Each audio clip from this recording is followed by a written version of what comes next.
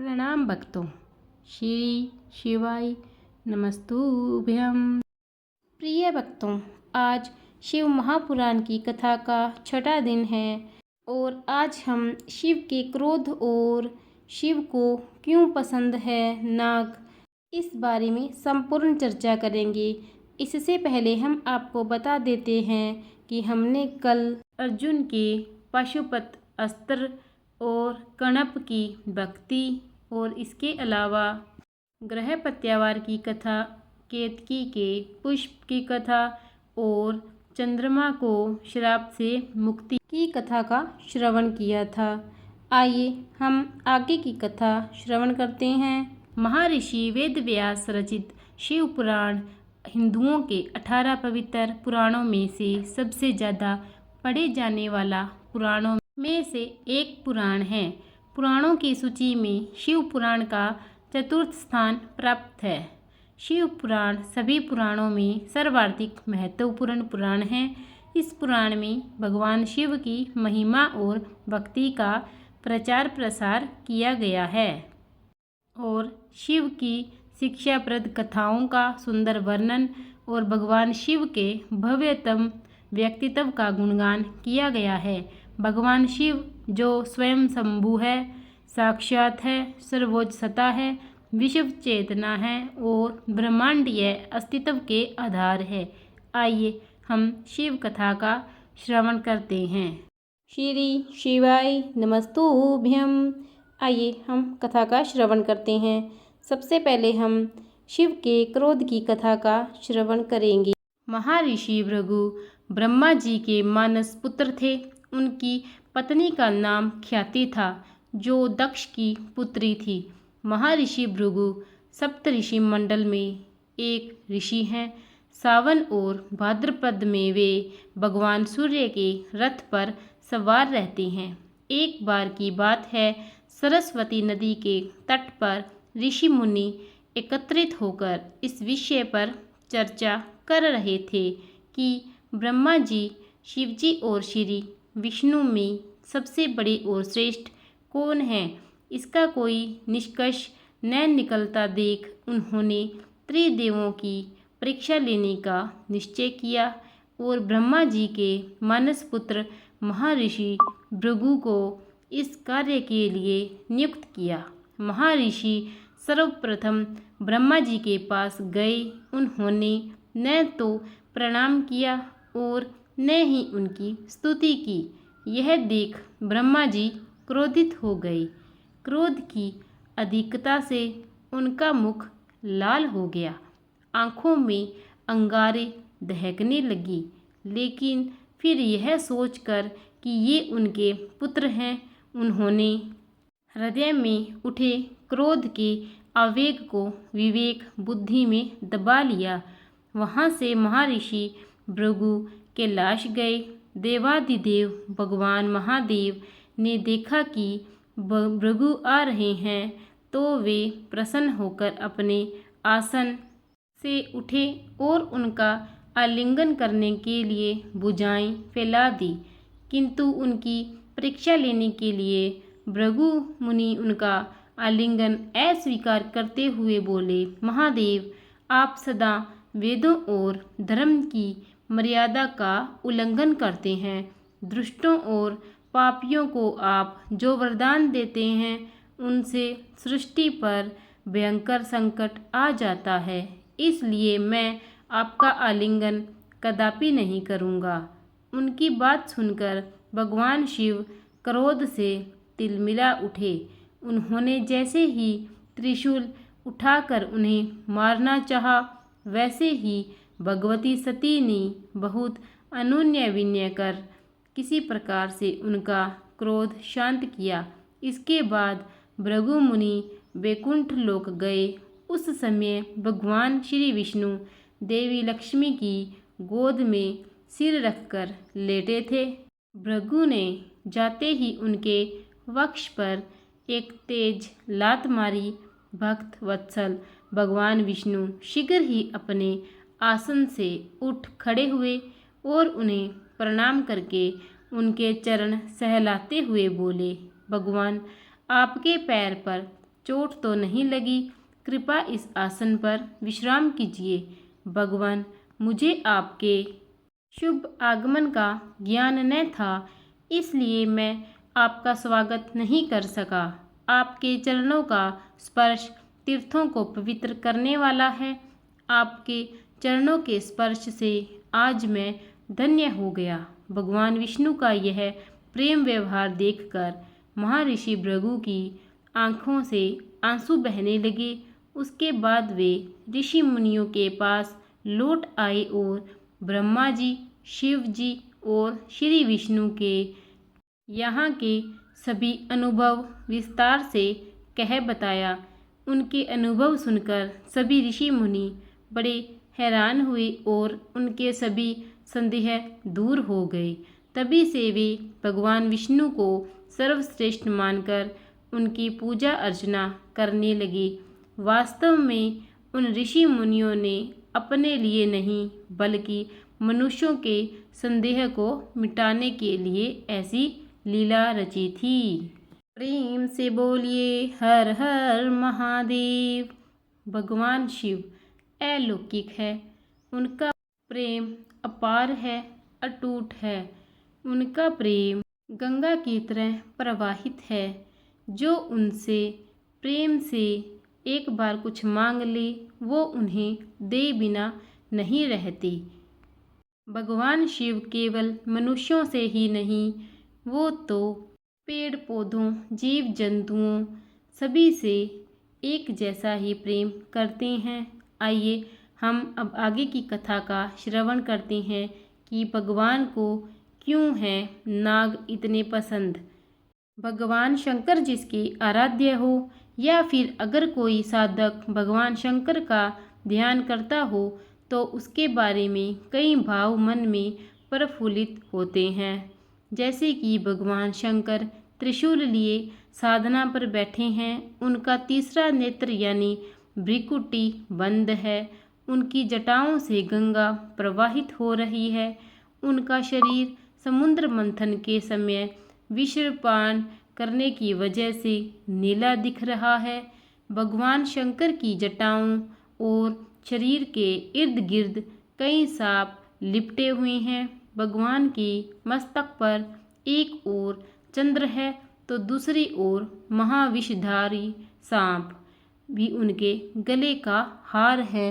उनके परिवार में भूत प्रेत, नंदी, सिंह, सर्प, मयूर व मूषक सभी का सम्मान भाव देखने को मिलता है। साधन कर्म में विचार सागर में कई विचारों का आगमन होता है। भगवान शंकर के बारे में कई कथा कहानियाँ पुराणों धार्मिक ग्रंथों में वर्णित है। उनसे जुड़ी कई कथाएं साधकों को उनके जोड़े रखती है और साधकों के लिए वह प्रेरणादायी भी है। पौराणिक मान्यताओं में भगवान शंकर और सर्प का जुड़ाव गहरा है, तभी तो वह उनके शरीर से लिपटे रहते हैं। यह बात सिर्फ मान्यताओं तक ही सीमित नहीं है, बल्कि यह कलयुग में भी हकीकत में परिलक्षित होती दिखती है। यूं तो भगवान जनता जनार्दन के लिए अपनी कृपा बरसाने में अति दयालु है, लेकिन कहते हैं कि अगर आपको भगवान शंकर के दर्शन ना हों और अगर सर्प के दर्शन हो जाए तो समझिए कि साक्षात भगवान शंकर के ही दर्शन हो गए। हम चल रहे हैं राजस्थान के माउंट आबू में। माउंट आबू राजस्थान का इकलौता हिल स्टेशन है जो अर्धकाशीम भी कहलाता है। पौराणिक मान्यताओं और पुराणों के मुताबिक माउंट आबू अर्धकाशी इसलिए कहलाता है क्योंकि यहाँ भगवान शंकर के 108 छोटे बड़े मंदिर हैं। दुनिया की इकलौती जगह जहाँ भगवान शंकर नहीं, उनकी शिवलिंग भी नहीं, बल्कि उनके अंगूठे की पूजा होती है। माउंट आबू में ही अचलगढ़ दुनिया की इकलौती ऐसी जगह है जहाँ भगवान शिव के अंगूठे की पूजा होती है। वहीं पर एक मंदिर है पांडव गुफा के करीब, जहाँ के बारे में कहा जाता है पांडवों ने अज्ञातवास के दौरान कुछ समय वहां बिताया था। शिव मंदिर में बीते सोमवार को भगवान शंकर को जल और दूध से नहलाने पहुंचे श्रद्धालुओं को लगा जैसे भोले एक विशालकाय नाग के रूप में प्रकट हो गए। मंदिर भोले की जयकारों से गूंज रहा था। शिवलिंग पर जल, बेलपत्र, भांग, धतूरा, फूल आदि चढ़ाए जाने का क्रम जारी था। तभी एक विशालकाय सर्प न जाने कहां से आकर शिवलिंग से लिपट गया। इस नाग का आकार लगभग 6 फीट का था। इस बीच कुछ लोगों ने डरते डरते शिवलिंग पर जल भी अर्पित किया, लेकिन नागराज कई घंटों तक शिवलिंग से लिपटे रहे। सावन का दूसरा सोमवार और शिवलिंग पर जल चढ़ाने का सिलसिला चलता रहा। इस बीच नाग की अटखेलियां भी जारी रही। वह कभी शिवलिंग के ऊपर बैठता तो कभी शिवलिंग की चारों तरफ लिपट कर बैठ जाता। लोग हैरान थे, लेकिन उनके मुताबिक यह हैरानी उस सांप को नहीं थी। वह निर्भय होकर आनंद की अनुभूति कर रहा था।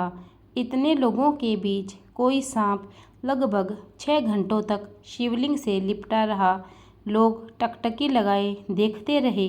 कुछ लोगों के लिए भोले सर्प के रूप में शिवलिंग से आकर लिपटे थे, तो कुछ लोग उस पल को शिद्दत से महसूस करना चाह रहे थे।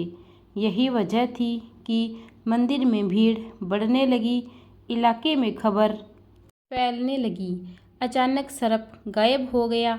वहां श्रद्धालुओं के चढ़ाए पुष्प और फल तो दिख रहे थे, लेकिन सर्प नहीं।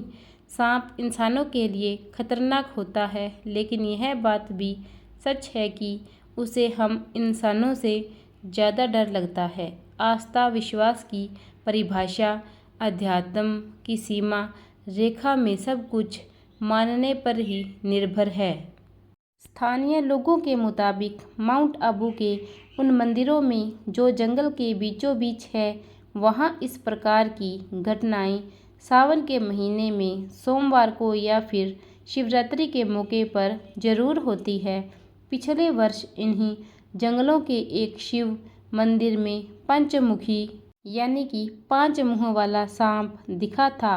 ये घटनाएं ये सिद्ध करती है कि शिवलिंग और सर्प का गहरा नाता है। यह रिश्ता इंसानी समझ से परे है। क्या माने और क्या ना माने, यह हमारे विवेक पर निर्भर करता है। कुछ लोगों के लिए यह भोले का रूप हो सकता है, तो कुछ के लिए कोरा अंधविश्वास। लेकिन यह बात सोचने पर जरूर विवश करती है कि हजारों की भीड़ में एक सांप 6 घंटे तक शिवलिंग से कैसे लिपटा रहा, वह भी भोले के जयकारों और मंदिर में बजती घंटियों के बीच। इससे यह सिद्ध होता है कि भगवान शिव को अपने सभी भक्तों से बहुत प्रेम है, चाहे वह इंसान है या कोई जीव या फिर भूत प्रेत पिशाच, चाहे कोई भी हो, भगवान शिव को सब अति प्रिय हैं। अब हम छठे दिन की कथा को यहीं विराम देते हैं। इसके आगे की कथा का हम कल श्रवण करेंगे। हम कल भगवान शिव के ज्योतिर्लिंगों के बारे में चर्चा करेंगे। प्रेम से बोलिए हर हर महादेव। श्री शिवाय नमस्तुभ्यम। आइए हम श्री शिव महापुराण की आरती हम सब मिलकर करते हैं। ये शिव पुराण है महाग्रंथ, सद्मार्ग बताने वाला, सबकी बिगड़ी बनाने वाला। शिव चरणों में ध्यान अपना दीजिए। ये महाग्रंथ है शिव पुराण, सन्मार्ग दिखाने वाला, सबकी बिगड़ी बनाने वाला। सुनते सुजान करते हैं ध्यान, शिवे अमृत रस को पीजिए। शिव चरणों में ध्यान दीजिए, शिव चरणों में ध्यान तुम दीजिए। झांकी अनूप कल्याण रूप सबके मन को ये भाई, मन मंदिर में बस जाए, मन मंदिर में बस जाए। शिव ध्यान लगा मन को भी जगा, तन मन धन अर्पण कीजिए, शिव चरणों में ध्यान अपना दीजिए, शिव चरणों में ध्यान अपना दीजिए। 24,000 श्लोकों का सार ये पावन ग्रंथ कहाए, शिव की महिमा बतलाए, शिव की महिमा बतलाई। हो जा पुनित विषयों को जीत, मन कामना फल सब लीजिए, शिव चरणों में ध्यान अपना दीजिए, शिव चरणों में ध्यान अपना दीजिए। ये विश्वनाथ करते संघात, सब दुख मिटाने वाला, भव पार लगाने वाला है, भव पार लगाने वाला।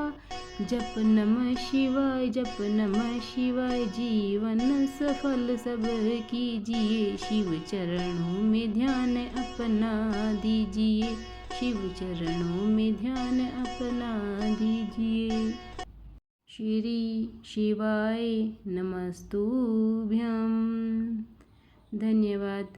भक्तजनों, अगर आपको मेरी ये सुनाई गई शिव पुराण कथा अच्छी लगी हो तो प्लीज़ लाइक कीजिए और मेरे पेज को सब्सक्राइब कीजिए, ज़्यादा से ज़्यादा शेयर कीजिए ताकि मुझे मोटिवेशन मिले और मैं डेली आप तक नई वीडियो पहुंचा सकूं।